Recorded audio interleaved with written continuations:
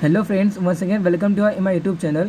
Here in this class we will cover the topic related to the rachana sharir. Okay, तो first year में रचना शारीर एक subject रहता है, उसमें अस्थि टर्म हम पढ़ते हैं. ओके, तो उसका डिटेल में हम डिस्कस करेंगे यहाँ पे.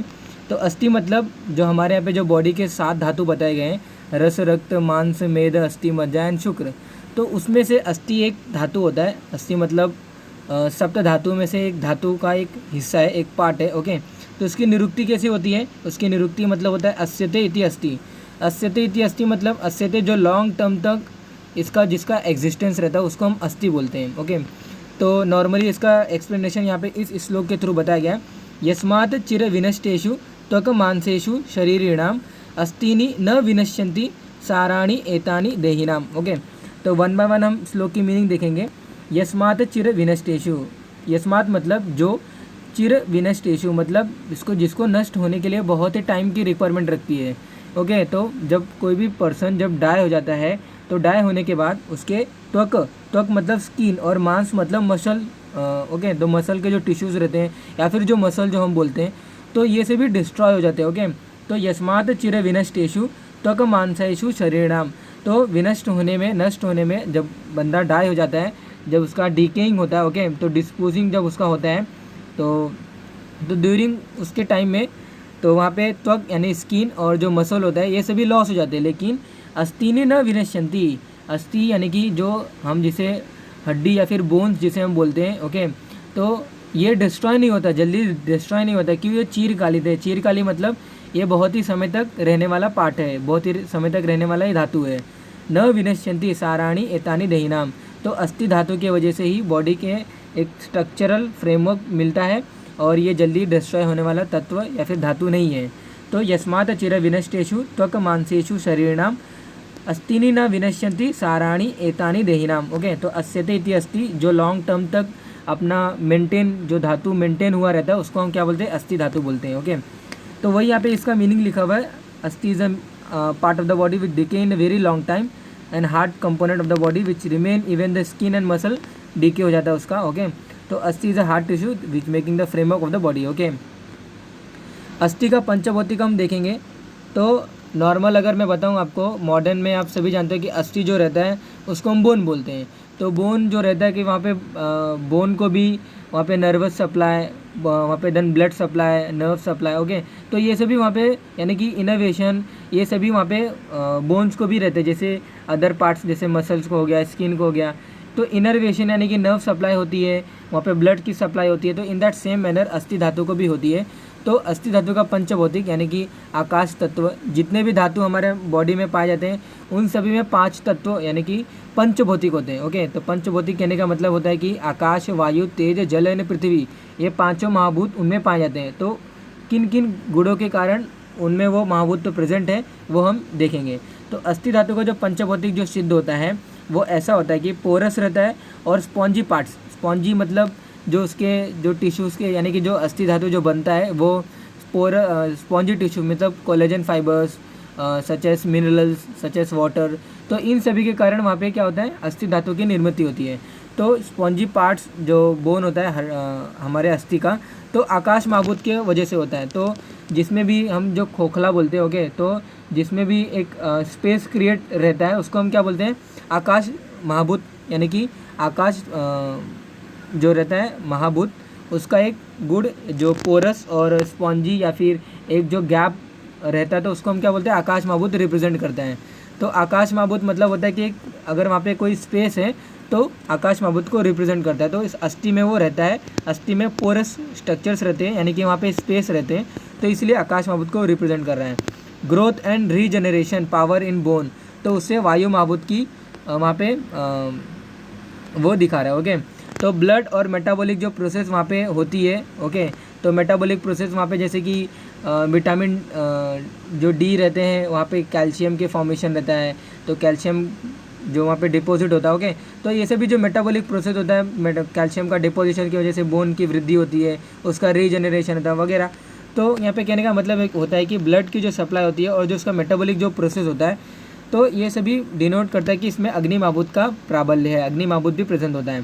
फ्लेक्सिबिलिटी एंड कोल्डनेस की वजह से जल महाभूत का यहाँ पे वो दर्शा रहा है. ओके, हार्डनेस जो उसकी जो जो उतना जो उसका हार्ड, जो उसका रिजिड, ये सभी जो कैरेक्टर है ये पृथ्वी महाभूत की वजह से उसको मिलता है। तो अस्थि धातु का पंचभौतिक यहाँ पे इसका प्रूव होता है, आकाश महाभूत, वायु महाभूत, अग्नि महाभूत, जल महाभूत एंड पृथ्वी महाभूत।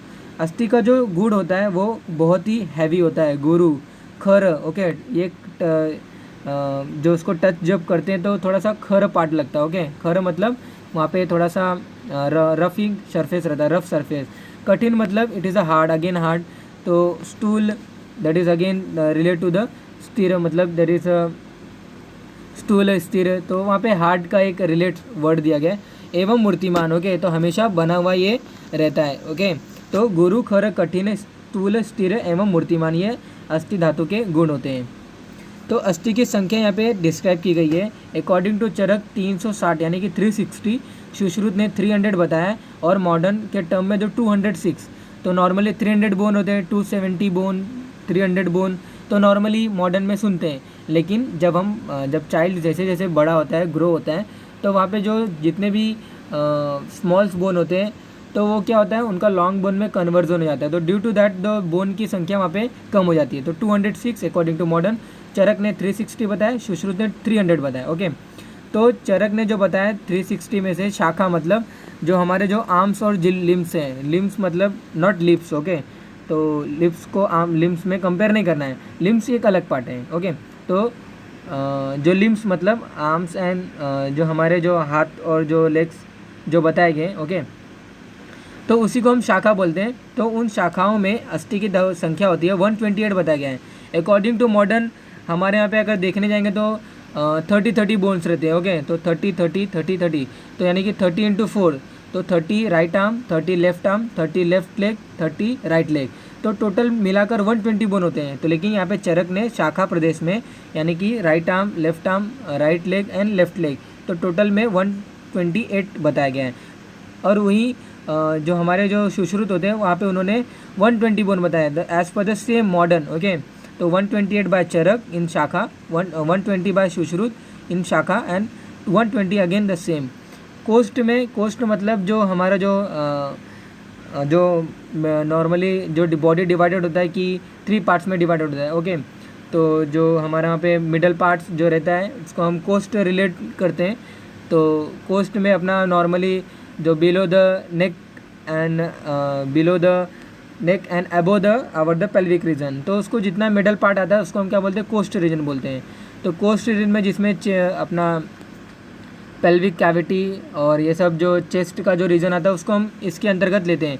तो मॉडर्न के अकॉर्डिंग वहाँ पे 50 बोन्स रहते हैं, इंक्लूडिंग चेस्ट के जो रिम्स, जो वहाँ पे जो रिप्स पाए जाते हैं, रिप केज जो बनता है, स्टर्नम रहता है, तो ये सभी वहाँ पे का जो एरिया रहता है उसको हम क्या बोलते हैं, कोस्ट रीजन बोलते हैं, ओके।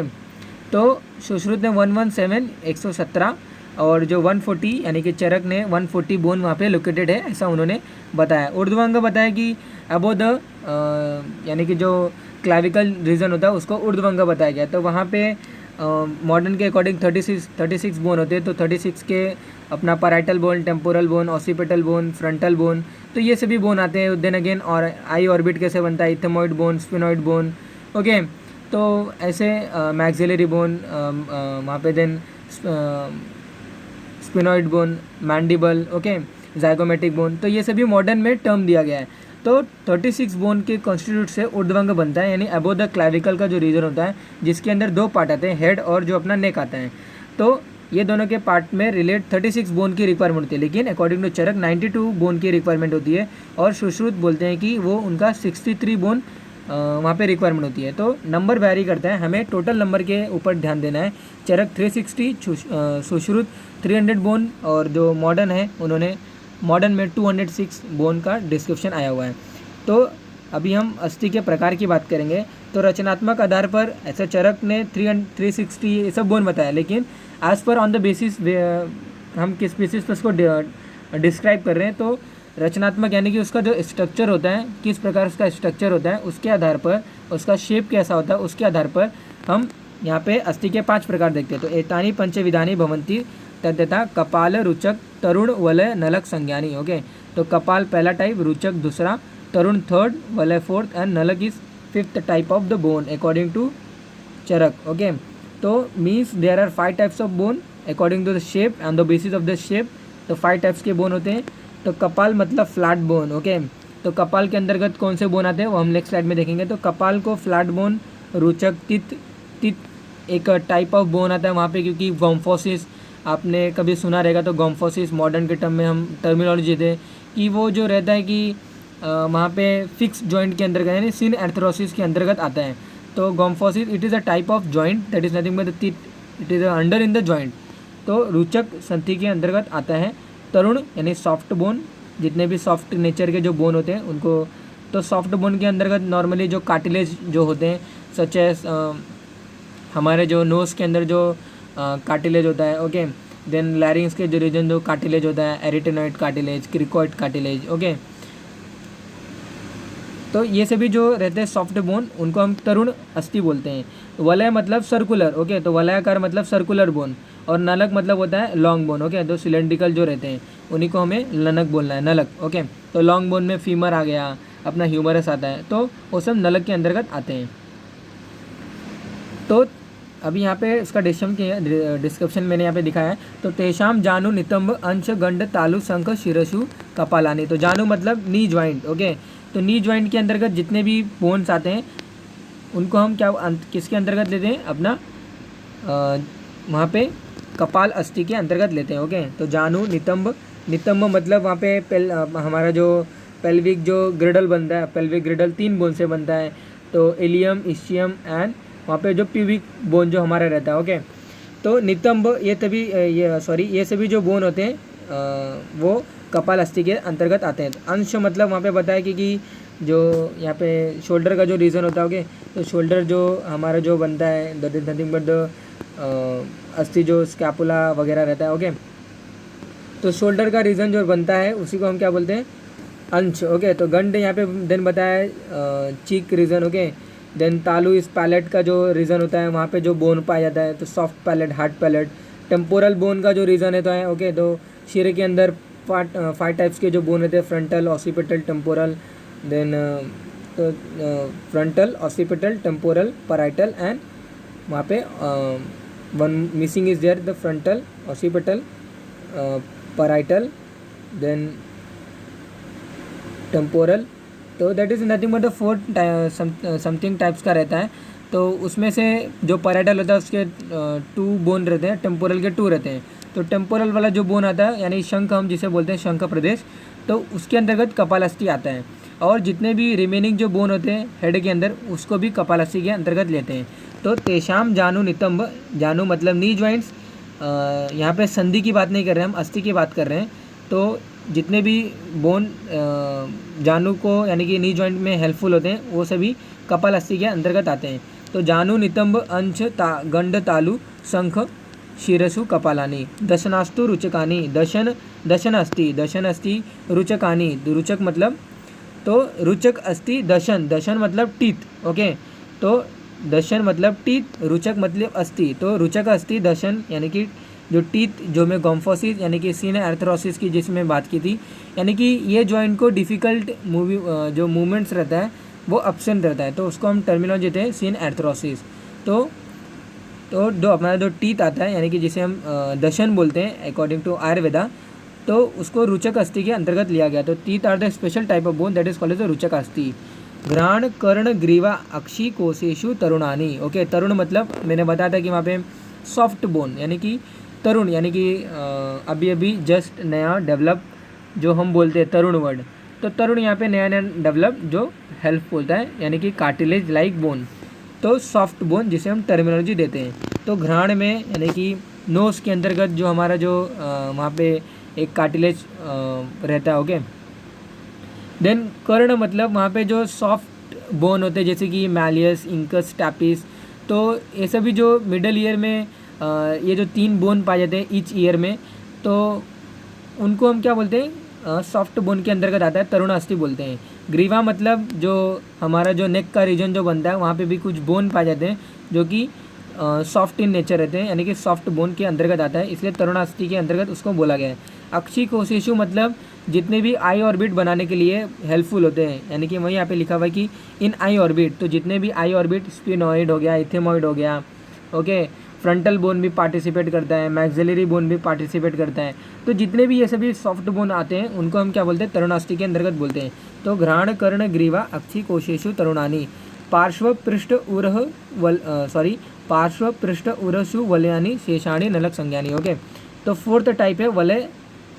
तो वलय मतलब सर्कुलर। ओके, तो वहीं यहाँ पे लिखा हुआ है कि वलय अस्थि that is nothing but the circular form को जो हमारा जो बोन होता है, तो चेस्ट रीजन में जो रिप केज जो बनता है तो सर्कुलरली बोन होता है। तो 12 पेयर्स के जो रिप्स होते हैं, true ribs, false ribs and जो हमारा जो सूडो रिप्स वगैरह जो रहता है। ओके, तो जो रिप केज जो बनता है वो अंतर्गत वलय अस्थि के अंतर्गत आता है। यानी कि जो हम उरह प्रदेश के अंतर्गत जितने भी बोलते हैं, तो पार्श्व मतलब हमारा यहाँ पे the sides and the back of the body. Okay, तो साइड्स मतलब जो लेटरल के जो रीजन होते हैं, जो लंबार का जो रीजन होता है। ओके, तो उसको पार्श्व बोला गया है। पृष्ठ मतलब जितने भी हम जो बैक ऑफ द बॉडी जितने भी वहाँ पे रीजन लोकेटेड होते हैं, तो उसको हम क्या बोलते हैं, वो सर्कुलर रीजन के अंतर्गत आता है, यानी सर्कुलर बोन के अंतर्गत वो रीजन आता है।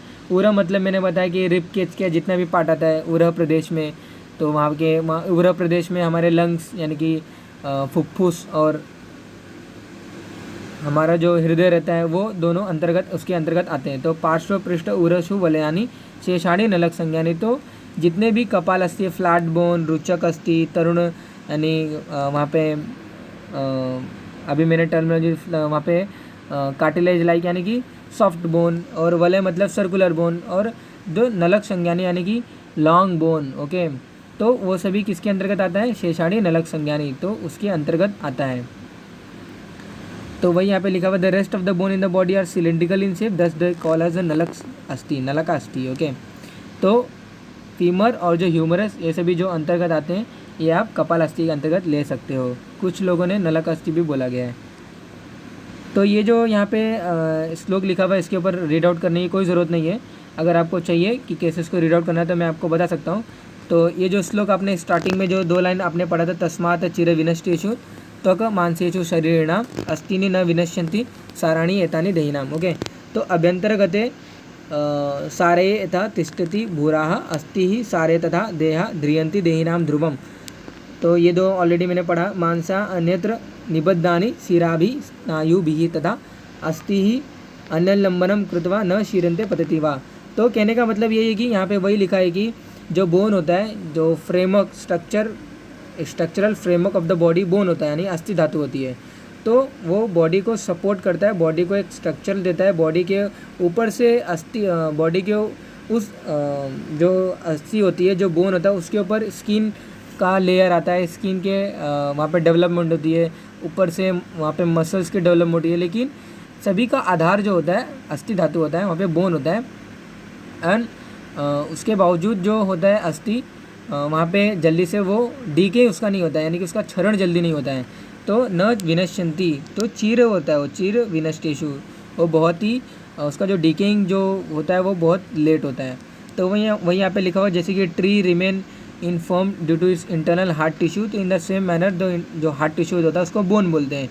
तो ये due to the essence of the body जो होता है वो बोन की वजह से वहाँ पे एसेंस इसको रहता है, यानी कि बॉडी में जो एसेंस होता है वो बोन रहता है, जिसकी वजह से वो बॉडी इरेक्ट रहती है और वहाँ पे उसको डिकेइंग जल्दी नहीं होता है।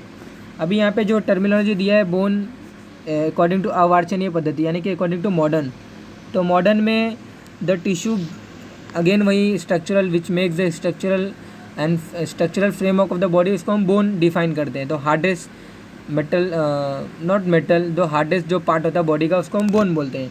तो bone consist of cells, fibres and matrix. तो बोन नॉर्मली बनता कैसे है, तो उसके लिए वहाँ पे बहुत सारे ओस्टियोक्लास्ट ये सभी सेल्स पाए जाते हैं। ओके, तो फाइबर्स होते हैं, कोलेजन फाइबर्स होते हैं, वहाँ पे मैट्रिक्स होते हैं। ओके, तो ये सभी स्ट्रक्चरल यानी कि वाटर जल के थ्रू, देन अगेन वहाँ पे जो कुछ मिनरल्स होते हैं, तो इन सभी के कारण हमारे बोन की एक डेवलपमेंट होती है। कैल्शियम रिक्वायरमेंट होता है वहाँ पे। ओके, तो 90% ऑफ कैल्शियम रिक्वायरमेंट होता है, तभी तो कैल्शियम के डेफिशिएंसी में बोन यानी ऑस्टियोपोरोसिस होता है। ओके, तो ये सभी वहाँ पे बोन इससे इन सभी एलिमेंट से बनता है। तो बोन का जो टाइप होता है, जो नॉर्मली जो एक लॉन्ग बोन होता है उसमें दो टाइप के दो रीज़न के वजह से वहाँ पे 2 टाइप्स ऑफ बोन बता दिया गया है। तो कॉम्पैक्ट बोन और कैंसलस बोन और स्पॉन्जी बोन। अभी नेक्स्ट स्लाइड में मैं डायग्राम दिखाऊंगा, वहाँ पे और अच्छे से आपको बताऊंगा। जो कॉम्पैक्ट बोन होता है वहाँ पे शाफ्ट का जो रीज़न आता है उसको कॉम्पैक्ट बोन बोलते हैं, और जो स्पॉन्जी बोन होता है वो जो बोन का यानी लॉन्ग बोन का जो एंड होता है, जो दोनों एंड होता है उसके बीच का जो होता है उसको शाफ्ट बोलते हैं। तो शाफ्ट का उसको हम कॉम्पैक्ट बोन बोलते हैं, और जो दोनों के जो एंड होते हैं उनको हम स्पॉन्जी यानी कि कैंसलस बोन बोलते हैं। ओके, तो कैंसलस बोन में कोई बोन मैरो कैविटी नहीं रहती है। ओके, तो मैरो मतलब कैविटी, तो वहाँ पे कोई कैविटी नहीं रहती है। कैविटी नहीं रहती है तो बोन मैरो तो नहीं रहेगा, लेकिन जो शाफ्ट होता है वहाँ पे बोन मैरो पाया जाता है, यानी कि वहाँ पे मैरो यानी कि कैविटी रहती है जिसमें बोन मैरो रहता है, red bone marrow, white bone marrow. Okay, तो कैंसलस बोन में वहाँ पे मैश वर्क लाइक स्ट्रक्चर दिखता है, उसको हम ट्रैबेकुले बोलते हैं। ओके, तो वहाँ पे बहुत सारे फाइबर्स वगैरह पाए जाते हैं। तो that is all about that regarding spongy bone. तो वही यहाँ पे लिखा हुआ कि कैंसलस जो बनता है, तो नॉर्मली जो न्यू फॉर्म जो बोन बनता है उसको कैंसलस रहता है, then after that convert into the compact bone. The covering wall of marrow cavity that is called as endosteum. तो नॉर्मली यहाँ पे लिखा हुआ है कि जो मिडल में जो शाफ्ट रहता है उसमें due to the matrix, due to the calcium का डिपोजिशन होने की वजह से एक लेयर इंटरनली बन जाता है, उसको हम क्या बोलते हैं, एंडोस्टियम बोलते हैं। ओके, तो इंटरनली बोन के अंदर एक लेयर बन जाता है तो उसको एंडोस्टियम बोलते हैं। बाहर से जो कवरिंग आती है उसको पेरिस्टियम बोलते हैं। तो where as the covering of bone that is called as a periosteum. ये इसकी डायग्राम की मैं बात कर रहा था। तो ये दोनों एंड होता है, इसको हम क्या बोलते हैं, एपीफाइसिस बोलते हैं। तो एपीफाइसिस यानी कि हमारा जो स्पॉन्जी बोन यानी कि कैंसलस बोन होता है, और जो दोनों एपीफाइसिस के बीच यानी कि प्रॉक्सिमल और डिस्टल एपीफाइसिस। प्रॉक्सिमल मतलब नियर द प्रॉक्सिमल मतलब नियर। ओके, तो डायफाइसिस के नियर जो रहता है उसको हम प्रॉक्सिमल बोलते हैं। तो डायफाइसिस के जो नीचे होता है उसको हम डिस्टल बोलते हैं। डिस्टल यानी डिस्टल मतलब अवे फ्रॉम द डायफाइसिस। तो प्रॉक्सिमल एंड डिस्टल एपीफाइसिस यानी कि स्पॉन्जी बोन, दोनों स्पॉन्जी बोन रहते हैं, और जो मिडल का जो शाफ्ट का जो रीजन रहता है इनको हम कॉम्पैक्ट बोन बोलते हैं। तो स्पॉन्जी बोन, ये दोनों स्पॉन्जी बोन होता है और इनके अंतर्गत एक कैविटी पाई जाती है, इसीलिए यहाँ पे बोन मैरो पाया जाता है। लेकिन यहाँ पे कोई कैविटी नहीं रहती है दोनों एंड में, इसलिए यहाँ पे कोई बोन मैरो फाउंड यानी कि फाइंड नहीं होता है। और यहाँ पे जो बताया गया कि स्पॉन्जी बोन जो रहता है, यहाँ पे जो कुछ जो आर्टिकुलर कार्टिलेज यानी कि यहाँ पे कार्टिलेज का यहाँ पे इंसर्जन होता है। तो ड्यू टू दैट कार्टिलेज वहाँ पे बोन जब एक दूसरे से अटैच होते हैं तो वहाँ पे जॉइंट्स की फॉर्मेशन हो जाती है। तो articular cartilage attach at the spongy bone. Okay, और जो बोन मैरो जो प्रेजेंट होता है वो हमारे शाफ्ट के रीजन यानी कि डायफाइसिस के अंतर्गत रहता है, यानी कि कॉम्पैक्ट बोन रहता है। कॉम्पैक्ट इसलिए बोलते हैं क्योंकि वहाँ पे मैट्रिक्स जो रहता है, जो कैल्शियम का जो डिपोजिशन होता है, मिनरल्स रहते हैं, वो बहुत ही ज़्यादा मात्रा में रहते हैं। तो एक वहाँ पे कॉम्पैक्ट का फॉर्मेशन वहाँ पे स्ट्रक्चर्स फॉर्म करते हो, इसलिए उनको कॉम्पैक्ट बोन बोला जाता है। ये last slide regarding our bone. Okay, तो एपीफाइसिस द टर्मिनल एंड मैंने बताया। तो एपीफाइशियल प्लेट्स, तो जहाँ पे कार्टिलेज अटैच हुआ है तो उसको एपीफाइशियल प्लेट बोला गया है। तो growing edge, epiphysis and diaphysis place. Okay, तो ये आप अंडरस्टैंड कर सकते हो। मेटाफाइसिस जो बताया गया कि end of diaphysis which is most active and rich supply part. Okay, तो ये जो रीज़न था, तो एंड ऑफ द जो वहाँ पे जो डायफाइसिस का जो रीज़न होता है यानी कि distal near to the distal epiphysis का जो रीज़न होता है, वहाँ पे बहुत ज़्यादा मात्रा में नर्व सप्लाई होती है, बहुत ही ज़्यादा मात्रा में वहाँ पे ब्लड की सप्लाई होती है। तो उसको हम क्या बोलते हैं, मेटाफाइसिस बोलते हैं। ओके, तो डायफाइसिस जो शाफ्ट होता है। Okay, the red bone marrow that is called as the majja in Ayurveda, and जो येलो बोन मैरो उनको मेद बोला गया है। ओके, तो red bone marrow RBC formation के लिए यूज़ होती है। ओके, तो red bone marrow RBC, WBC ये सभी के लिए यूज़फुल होता है। और येलो बोन मैरो को आयुर्वेद में मेद यानी कि फैट्स बोला गया है। तो that is all about the regarding our asthi as per the modern and as per the Ayurveda. Okay.